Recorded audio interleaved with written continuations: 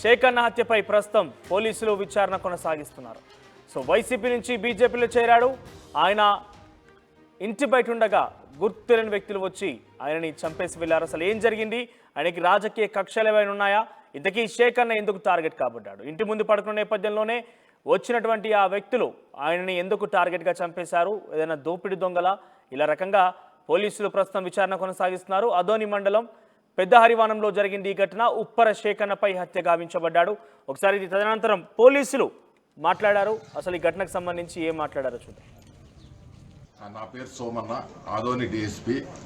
రాత్రి మాకు ఉప్పరి శేఖన్న అనే వ్యక్తి పెద్ద హరివానం గ్రామంలో అతని ఇంటి ముందు రక్త గాయాలతో పడి చనిపోయినాడని చెప్పి సమాచారం వచ్చింది.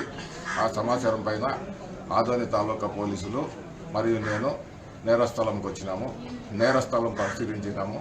తర్వాత నేరస్థలంలో కొంతమంది సాక్షులు కూడా విచారించిన తర్వాత మాకు తెలిసింది ఏమంటే, ఈ చనిపోయిన వ్యక్తికి ఎటువంటి రాజకీయ అనుబంధం లేదు. ఇతను బీదవాడు కాబట్టి వీళ్ళు తరచూ బెంగళూరు కూలి కోసం పోయేవాళ్ళు. బెంగళూరులో సిమెంట్ వర్క్ అంటే బేల్దార్ వర్క్ చేసేవాళ్ళు. అక్కడ బేల్దార్ వర్క్ చేసేటప్పుడు చిన్న భార్యతో అప్పుడప్పుడు గొడవ పడేవాడని తెలిసింది. తర్వాత ఆ విషయం పోలీస్ స్టేషన్లో కూడా ఫిర్యాదు చేసుకున్నారు. ఇకపోతే ఏ విధంగా చనిపోయినాడు అనేది ఇంతవరకు తెలీదు. ఇది అనుమానాస్పద పరిస్థితుల్లో అతను చనిపోయినాడు. కేసు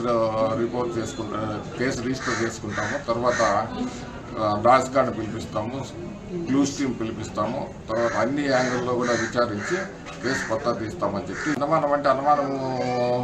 అనుమానించేంత బలమైన కారణాలు లేవు. ఓన్లీ ఇంజరీస్ ఉన్నాయి, రక్తగాయాలు ఉన్నాయి. తర్వాత ఆ భార్యతో తగాదు పడడం, చిన్న భార్యతో తగాదు పడడం తప్ప ఇంక వేరే కారణాలు కనిపించలేదు. అదోని మండలం పెద్ద హరివానం గ్రామంలో ఉప్పర శేఖన్న హత్య గావించబడ్డాడు. అయితే పోలీసులు చెప్తున్న ప్రకారంగా చిన్న చిన్న తగాదాలు ఉండేవి, కానీ హత్య చేసేంతటి కాదు. ఎవరిని అనుమానిస్తున్నారన్న కూడా కొంత తెలియడం లేదంటూ కూడా వారు చెప్తున్నారు. ప్రస్తుతానికైతే అనుమానితులు ఎవరు వచ్చారో ఆయన్ని ఆ గుర్తెలిగిన వ్యక్తులు ఎవరనే విషయంలో మాత్రం ప్రస్తుతం పోలీసులు విచారణ చేపడుతున్నారు. ప్రతినిధి హుసేన్ దగ్గరికి వెళ్దాం. హుసేన్, సో ఇటీవల ఆయన వైసీపీ నుంచి బీజేపీలో చేరాడు. ఆయనకి అంత పెద్ద శత్రులు, రాజకీయంగా కానీ వ్యక్తిగతంగా కానీ శత్రువులు ఉన్నారా? అంటే గుర్తెలిగిన వ్యక్తులుగా ప్రస్తుతానికైతే అక్కడికి వచ్చి ఆయన హత్య చేసినట్టు చెప్తున్నారు. పోలీసులు కూడా పెద్దగా ఎవరిని అనుమానించడం లేదంటూ కూడా చెప్తున్నారు. సో ఏం జరిగింది? శేఖన్నకి రాజకీయ శత్రువులు ఎవరు ఉన్నారా? మనోజ్, కర్నూలు జిల్లా ఆదోని మండలం పెద్ద హరివాణంలో దారుణ హత్య జరిగింది. తెల్లవారుజామున గొంతు కోసి ఉప్పర్ కేశన్ అనేటువంటి వ్యక్తిని అత్యంత దారుణంగా గొంతు కోసి చెప్పినటువంటి ఘటన వెలుగులోకి వచ్చింది. అయితే ఈ హత్యకు కారణాలు ఏంటి? ఈ హత్య చేయాల్సినటువంటి అవసరం ఏంటి?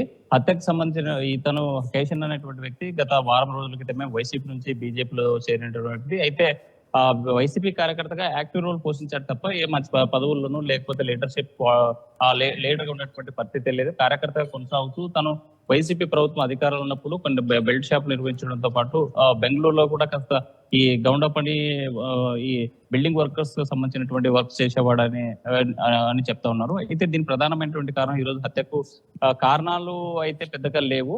అయితే ప్రధానంగా ఇద్దరు లోకల్ గా ఉన్నటువంటి పార్టీ వర్గాల మధ్య, రాజకీయ వర్గాల మధ్య శత్రుత్వం గానీ, లేకపోతే ఇంటి దగ్గర పక్కన ఇంటి వాళ్ళతో ఉన్నటువంటి తగాదాలు కానీ, లేకపోతే ఆ గ్రామంలో ఉన్నటువంటి తగాదాలు కానీ ఎలాంటివి లేవు. కానీ హత్య చేసేంత పరిస్థితి అయితే లేదు. కానీ హత్య చేయాల్సినటువంటి అవసరం ఏంటి? ఒంటి మీద ఉన్నటువంటి గాయాలు, గొంతు కోసినటువంటి ఆనవాళ్లను పరిశీలిస్తున్నట్లయితే ఈ హత్య ఎవరు చేశారనేటువంటి కోణంలో అనుమానాస్పదంగా హత్య చేసినటువంటి వీళ్ళ మీద కేసు నమోదు చేసి దర్యాప్తు చేసినటువంటి పరిస్థితి అయితే డిఎస్పీ స్వాములు ఒకటి చెప్తున్నారు. అక్కడ సీన్ చూసినట్టయితే లేకపోతే ఈ కేశన్ అనేటువంటి వ్యక్తికి చెప్పేంత శత్రుత్వం ఉన్నటువంటి వాళ్ళైతే ఎవరు లేరు.